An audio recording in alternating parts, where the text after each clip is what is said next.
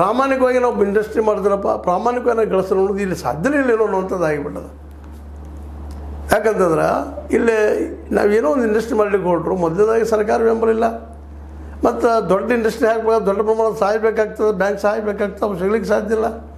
ದುಡ್ಡು ಮಾಡ್ಕೊತ ಮಾಫಿಯಾ ಜನ ಅಥವಾ ಈ ಒಂದು ಏನಪ್ಪ ಕಾರ್ಪೊರೇಟ್ ಜನ ಅವರಿದ್ದಂಥವ್ರು ಸಡನ್ನಾಗಿ ದುಡ್ಡು ಬರೋ ಹಾದಿಗಳಾಗಿದ್ದು ಅದಕ್ಕೆ ದುಡ್ಡು ಹಾಕ್ತಾರೆ ಬಿಡ.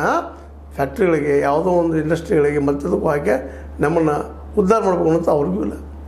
ದುಡ್ಡು ಇಲ್ಲಲ್ಲ, ಇಲ್ಲಂತಲ್ಲ, ಒಂದು ಕಡೆ ಶೇಖರಾಗಿ ಬಿತ್ತದು ಆ ದುಡ್ಡು ಮಾತ್ರ ಇಂಥ ಕೆಲಸಗಳಿಗೆ ಉಪಯೋಗ ಆಗ್ತದೆ. ನೀವು ಮಾಫಿಯಾದಾಗ ಮಾಡ್ತೀನಿ ಅಂದ್ರೆ ನಿಮ್ಗೆ ಯಾರಾದರೂ ಹೆಲ್ಪ್ ಮಾಡ್ತಾರೆ. ಇಲ್ಲಪ್ಪ ನಾನು ಒಳ್ಳೆಯ ಕಾರ್ಯ ಮಾಡೋದಿದ್ದೀನಿ, ಇಂಥ ಮಾಡೋದು ನಮಗೆ ಎಲ್ಲ ಹಾಕಿ ನಾವು ಇಂಡಸ್ಟ್ರಿ ಮಾಡ್ತಾಯಿದ್ದೀನಿ ಅಂದರೆ ಎಲ್ಲರೂ ಓಡಾಕೆ ಶುರು ಮಾಡ್ತಾರೆ. ನಮ್ಮ ನುಡಿದ ಕೂಡ ಓಡಲಿಕ್ಕೆ ಶುರು. ಎಲ್ಲ ನಮ್ಮ ಮೊಬೈಲ್ ಸ್ವಿಚ್ ಆಫ್ ಮಾಡಿಬಿಟ್ಟು ಬಿಡ್ತಾರೆ. ನಮ್ಮ ನಂಬರ್ಗಳಿಲ್ಲದ್ರೆ ಏನು ಮಾಡಿಬಿಡ್ತಾರೆ ಅದನ್ನು ನಿಮ್ಗೆ ಗೊತ್ತದ, ಏರ್ ಮೋಡ್ದಾಗ ಹಾಕಿ ಮುಗಿದು ಬಿಡ್ತಾರೆ. ಅದು ಯಾವಾಗ ಹಸ್ತಾರೆ ಹಿಂಗಾಗಿದೆ ಪರಿಸ್ಥಿತಿ. ಅವಾಗಲೂ ಅದು ಔಟ್ ಆಫ್ ಸ್ಟೇಷನ್ ಬರ್ತದೆ, ಮತ್ತೂ ಬರ್ಲಿಕ್ಕೆ ಶುರು ಆಗ್ತದೆ.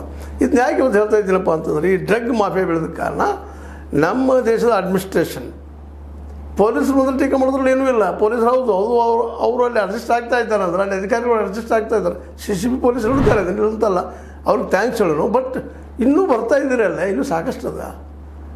ಹೆಚ್ಚು ಕಡಿಮೆ ಕರ್ನಾಟಕ ತುಂಬ ಅಲ್ಲಲ್ಲಿ ವ್ಯಾಪಿಸೋದು ಹೊಂಟದು. ಸಣ್ಣ ಹಳ್ಳಿಗಳಿಗೆ ವ್ಯಾಪಿಸೋದು ಹೊಂಟದ. ಇದು ಯಾಕೆ ನಮ್ಮ ಸರ್ಕಾರ ಕಾಳಜಿ ಮಾಡ್ತಾ ಇಲ್ಲ? ಈಗೇನೋ ಮೂಲೋತ್ಪಾದನೆ ಮಾಡ್ತೀನಿ ಹಾಗೆ ಹೀಗೆ ನಮ್ಮ ಗುರಿ ಅಂತ ಹೇಳ್ತಾರೆ ಸಿದ್ದರಾಮಯ್ಯನವರು.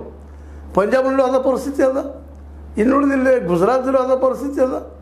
ಬಾರ್ಡರ್ ಪ್ರದೇಶಗಳೆಲ್ಲ ಅಲ್ಲಿ ಇದೇ ರೀತಿ ಈಶಾನ್ಯ ಭಾಗದಲ್ಲಿದ್ದಂಥ ಈ ರಾಜ್ಯಗಳಲ್ಲೂ ಸಹ ಇದೇ ಪರಿಸ್ಥಿತಿ. ಮ್ಯಾನ್ಮಾರ್ದಿಂದನೋ ಬಾಂಗ್ಲಾದೇಶದಿಂದಲೋ ಅಲ್ಲಿ ಜನ ಇಂಥ ಎಲ್ಲ ಡ್ರಗ್ಸ್ ತಂದು ಹಾಕ್ತಾ ಇದ್ದಾರೆ, ಡಂಪ್ ಮಾಡ್ತಾ ಇದ್ದಾರಲ್ಲ.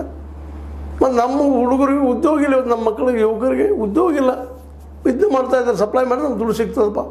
ನೋಡಿರಿ, 1 ಕಿಲೋ ಬಂಗಾರನ ಸಪ್ಲೈ ಮಾಡಿದ್ರೆ 1 ಕಿಲೋ ತಂದು ಇಲ್ಲಿ ಹಾಕಿದ್ರಪ್ಪ ಅಂತಂದ್ರೆ 5 ಲಕ್ಷ 10 ಲಕ್ಷ ಸಿಗ್ತದೆ. ಇಂಥ ಆಸೆಗೆ ಪಾಪ ಎಷ್ಟೋ ಮಕ್ಕಳು ಬಲಿ ಆಗ್ತಾಯಿದ್ದಾರೆ. ಡ್ರಗ್ಸದು ಹಂಗೆ ಕೋರಿಯಲ್ಲಿ ದುಡ್ಡು ಒಂದೇ ರಾತ್ರಿ ಸಿಗ್ತದಲ್ಲ, ಯಾಕೆ ದುಡಿಬೇಕಪ್ಪ ಅನ್ನುವಂಥ ಮನೋವೃತ್ತಿ ಹೀಗಾಗಿ ಇಡೀ ದೇಶವ್ಯಾಪಿ ಆಗ್ತದೆ. ಮತ್ತು ಅದರಲ್ಲೂ ಕರ್ನಾಟಕದಲ್ಲಿ ವ್ಯಾಪಿ ಆಗಲಿಕ್ಕೆ ಡ್ರಗ್ಸ್ ಅಡಿಕ್ಟ್ ಸಾಕಷ್ಟು ಕಾಣ್ತಾ ಇದ್ದೀವಿ ನಾವು.